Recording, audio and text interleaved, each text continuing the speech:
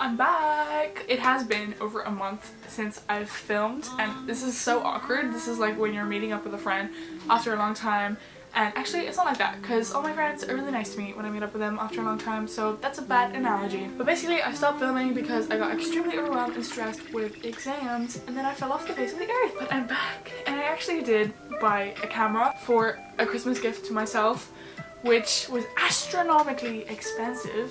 I'm like in negative debt right now, which means I actually have to start actively making YouTube videos. But enough of that. You came and you clicked on this video because I'm an aesthetic booktuber. Well, not really. I do all sorts of things, but let's talk about books right now. Let's get into it. 3 weeks ago I finished my first semester of third year, which is my final year, and I am studying English and sociology. So my course is a bit interesting because usually courses in Ireland are 4 years long, but because I did a double major it's like half-half, which means sometimes some semesters I get to read a shit ton and some semesters I don't. So this semester I actually got to read a lot and I did some very interesting courses which I thought I would like to talk about. I only had 4 modules this year. I did 2 English courses and I did 2 sociology courses. The 2 English courses that I did were called Reading YA 21st Century American Literature, which was really fascinating. It was actually my favorite module in my whole like uni life, I think, so far, because it reminded me why I chose to study English in the first place, because it felt like it was my English teacher talking to me like back in school. It was so nostalgic. I love her so much. The second English course that I did was called Ugly Feelings, which I'll be honest, I did not like, I barely participated throughout the year and then I like completely fucked myself over for the end of the year exam. And then one of my sociology courses was called Sociology of Democracy, I think.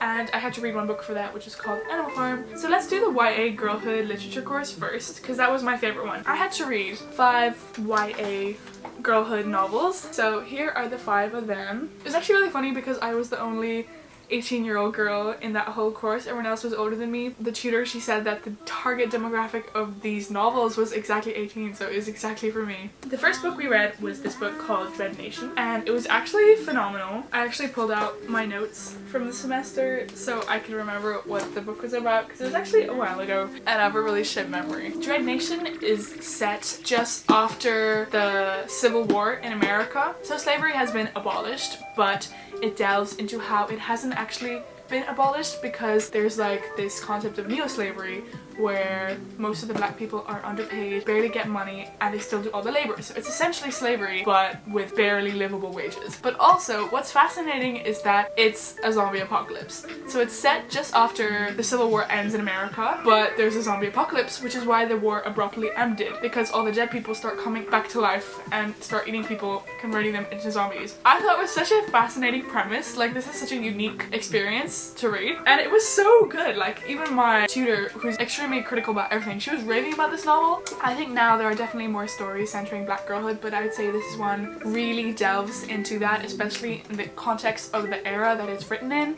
It's really fascinating seeing how she navigates girlhood and the racism that she experiences while being a badass zombie fighting kick-ass girl. In this module we always talked about girlhood and the aspects of girlhood, like romance and love. It's like she's kind of just a baddie, you know? She fights zombies, she has men falling all over for her. It's really interesting, and it also delves into colorism and girl friendships and jealousy and all that stuff. I hope I did a good job selling this book to you, because I really think it's worth a read and you should. The bells! I bought all of my books secondhand, so they all seem a bit dingy. I'm sorry, but I really hate this cover. I think it's really horrible. When I finished Dread Nation, I was like, wow, it set the standard so high, and then when I read The Bells, it was kind of like, ooh, disappointing. I guess it just wasn't my cup of tea. It was like really fanciful, you know, coquette core is how I would describe this book. Oh, the fucking constant description as well. I swear to God, let me read a passage for you. Okay, let me read this passage. It's not gonna sound too bad. Imagine 450 pages of this non-stop. I soak in the grand banquet hall. Candelabras and centerpieces dripping with white and gold, animated ceilings, frescoes of the royal family's bloodline, roses opening and closing to release their scents. The table set for thousands, an enormous ballroom lanterns flash so much light overwhelms there, everything glitters. The snowman is in strawberries and their bowls, the macaron towers draped with nets of sugary syrup and golden honey, the silver tureens filled with spiced soups, the ladies' hair towers and hats, the men's cravats and suit jackets. Okay, I did a horrible job of reading that, but can you imagine like this non-stop, like deadening description? And we did discuss this in class and they said there was a point to it, but I don't care. I hated reading this. The premise, 16-year-old girl And there are these Belles, so they're like people who contort beauty basically, and they live in this world in New Orleans in America. I didn't actually know that New Orleans was like this French colony in America, and they control beauty, so they work for the Majesty, and the people are called Gris, so they're really ugly, and basically their job, the Belle's job, is to make everybody beautiful by using their powers. It's an interesting premise, and I did like it towards the end because things started getting really creepy.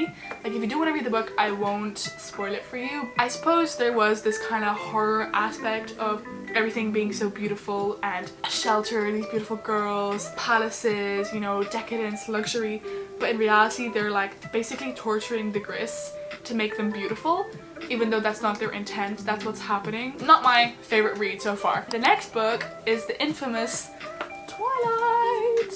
So I actually never read Twilight, and I never watched the Twilight series growing up or anything like that. So I read Twilight and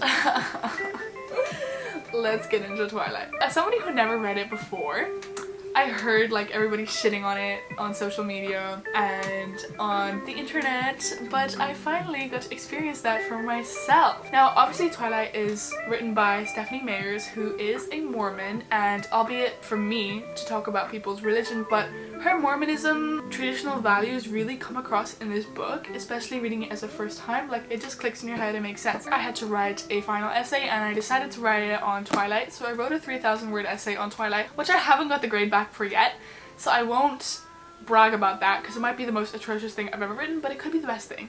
Okay, let's talk about the writing. First off, it's so boring, like, and so descriptive. Why is Bella like narrating every single thing she does? Like, she zips up her jacket, she puts on her clothes. I just think it's the pacing could have been more, and I know this book came out like 20 years ago, but this is my personal opinion. I mean, I understand the romance aspect, like I understand the whole dark romance thing, like I get the appeal, but I don't know, I just don't think Edward's that attractive. Like, it's attractive that he takes care of her and stuff, but he's just a bit weird. Honestly, he's a bit weird, and the way Bella got so infatuated with him so quickly makes no sense to me. Like, I know it's young puppy love and all, but it didn't make sense to me. Like, I'm sorry. You don't even talk to this man and you're already in love with him, and then he says one word to you and you're like, I want to give up my life as a human to become a vampire for you? Like, make it make sense. And I don't know if I'm gonna read the rest of the series. I don't think so, but I might watch the show. I'm not sure. Yeah, I also thought the dialogue and the flirting was kind of cringe at times, but I suppose that's to be expected. But yeah, it's very pick-me. It's like the queen of pick-me girls, Bella Swan is. But nonetheless, it's an interesting time capsule of that time, because when I was a kid, I definitely used to think just like Bella. So who am I to critique this poor girl?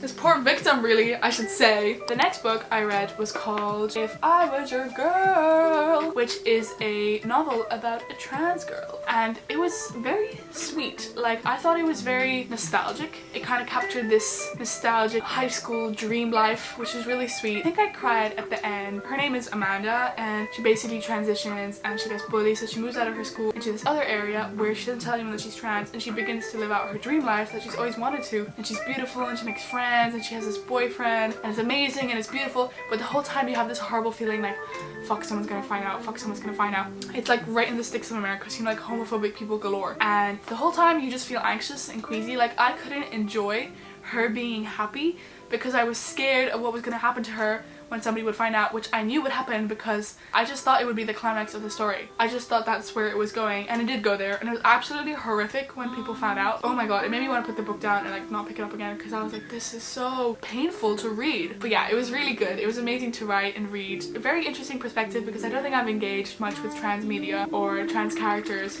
so it was very illuminating. And I think I've learned a lot. She basically got to experience the girlhood that she never got to. So it was very, like, beautiful. And the last book that I read for that YA girlhood course was The Hate U Give, which I think there's a Netflix movie. Yeah, it says now a major motion picture, which I really want to watch because I love this book. I couldn't put it down. It was really great. Our main character, Star, she lives in two worlds. She lives in her home, which is like underdeveloped, and obviously she doesn't have a lot of money, and her family works very hard. Her whole neighborhood struggles, and it's majority African American people. And then she goes to school in a really fancy, bougie, rich white people area because her parents want her to have better opportunities in life than they did, and she has a white boyfriend. So it's very interesting because she has to navigate between her cultural heritage and what it means to be an African American woman from, you know, an underprivileged area, like the pride that she feels for that place, but also accepting that it's violent and dangerous, and also her white boyfriend, how he fits into her life. But it's not really about the white boyfriend, which I like. It's about her, and also the white school that she goes to, and her white friends who don't understand her necessarily, and there's like this big fallout of friendship, which I think was really well portrayed, because again, the theme of girlhood, this really captured it, and it was interesting because it was a black girl's experience living in America. And it was also fucking heartbreaking. Like, reading the book, I think I cried, because I don't think this is much of a spoiler, but her best friend, like one of her best friends, he literally dies, like, and that's the first chapter. And then the rest of the book is her navigating this grief, this loss, all the other things going on in her life, and how this grief, this loss has affected her, and how the media does not believe her. But yeah, it was fucking amazing. I have to watch the movie. It was really, really, really great. I absolutely love this book. Like, I literally could not put this down. Highly, highly, highly, highly, highly recommend. Deals with so many complex issues. Those were all the books I read for my YA girlhood course. I hope I did a good job summarizing them and giving you an idea of what they were about. Fingers crossed I got good grades because I need to fucking graduate. So the next course that I did was called Ugly Feelings, and I will be honest with you, like, I did not really engage with this course throughout the year. I had one class a week, but it was 2 hours, and I fucking am self-diagnosing myself with ADHD. I cannot sit through a 2-hour class, so I'd always leave halfway through, which I know is bad, but we did have to read 2 novels and then like a bunch of other short stories and stuff, and I did read the 2 novels because I bought them, and I was like, if I'm gonna buy them, I'm gonna have to read them. So these were the 2 novels I read for that class. So the first one was My Year of Rest and Relaxation. What to say about this novel? If I were to summarize this book in a couple of words, I would say ew, gross, and what the fuck. I did like it, and I would tell people to read it. Rich, white, privileged woman lives in Upper East Side, New York, and girly is depressed, so she sleeps through a whole year basically. And she has a friend who she treats horrendously, so it's basically like this very sarcastic, sardonic inner monologue of this woman and how she hates her life and she hates everyone around her and all she wants to do is sleep. But it was funny, and it was depressing, and it was interesting. Well, I just mentioned one gross thing that this woman does. She fucking takes a shit. She quits her job and takes a shit in front of her building. Do with that information what you will. So the next book I read was this Calling Out For You by Karen Fossum, which is what I wrote my exam essay question on, this book. I had to analyze the first paragraph, like close read it. Do you want to see what the first paragraph looks like? This was like a crime novel, and I even made my brother read it once I was finished. But the thing about this book was that it kind of subverts expectations by meeting those expectations.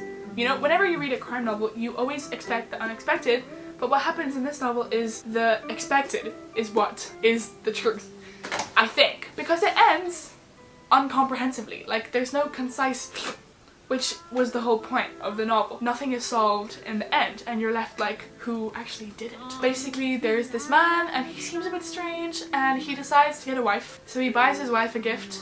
He doesn't have a wife yet, and goes to India to find a wife. Which in itself is a bit like, huh? You know, like, what in the colonial white savior mindset is this? But basically, he goes to India and he finds a wife. So then they get married a week later. And he comes back to Sweden, I think? It's Sweden or Norway, I don't know, I'm sorry, it's one of those. He comes back to his home country and he waits for his wife to arrive, who's gonna arrive in a week. So he's really happy, you know, he's been a single bachelor his whole life. He talks about how much he's gonna love his wife, treat her so well, blah blah blah blah blah. And then something happens, he's not able to meet his wife at the airport. So he sends somebody to the airport to meet his wife. Dun dun dun! 2 days later, people are talking about an Indian woman who has been brutally murdered and her body has been found. It's very sad, actually. It was a really good mystery novel, which was quite unconventional and nothing like I've read before. So I recommend. And then obviously we've got the prize, the one and only Animal Farm. This edition is so beat up, oh my god. Which obviously represents a capitalistic system in society, which was really great. So obviously, like, Animal Farm, a classic, you know, world-renowned, super famous. I don't think there's much I could say about it that has not already been said. Animals, uprising, farm, control, power, capitalism, socialism.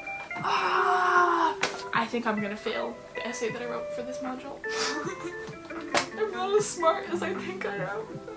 Those are all the books that I read in my last semester. And this video is coming out quite late because I did finish my semester 3 weeks ago, but at least I made a video, which you should not be complaining. And let's not forget the books excluding the course, but since I'm not that pretentious and I actually can't remember all the books I read outside of my required semester books to read, I can't remember all the books I read, so thank you so much for watching, and I will definitely see you in the next one. Thanks for watching and bye! Oh, look how cool this remote thing is. With the camera, it came with like this remote control, which means I can remotely Laughs like you.